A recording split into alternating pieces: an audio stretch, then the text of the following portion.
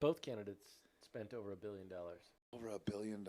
On what? Consultants. These ads? Consultants. Good Lord. Ads. Posters. Postcards. Consultants. Like you watch, I remember watching, I watched Jeopardy every night, and it was like during the election, it was like they'd go to a commercial, it'd be Trenell, Zinke, Tester, Sheehy, Trenell, Jeopardy come back on, and it was just like, oh You're right. my That is. Lord, It's all it was is. like every single ad was a political ad, and I'm like, is this swaying people? I mean, My mother-in-law used to watch those shows, and she'd be like, this guy comes on, he says mean stuff about that guy. That guy comes on, says mean stuff Yeah, about it's this guy. crazy. And none of them are saying what they're going to do for us. I They're know. just Yeah. like, no, not him. the only good one I've ever seen was Bullock.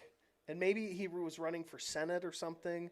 And it was, I don't even think he mentioned Dane's name once. It was like his family was in it. And like his little son was like, Oh yeah. hi, I'm Steve Bullock. That's how my dad answers the phone. And then like his kids were like kind of shitting on him, making fun of him and like saying he's like a dork. And then he was like, I'm Steve Bullock. This is my family. We live in Montana and that's what we care about. It would be nice to And I have. was like, oh, that's kind of cool. I think one thing that could turn this country around is making political advertisements about policy instead of about ripping on Ed, who they're running people are going to against. start yelling at you about Have the you First not Amendment read like the they do Supreme to Court me. cases over the last 10 years?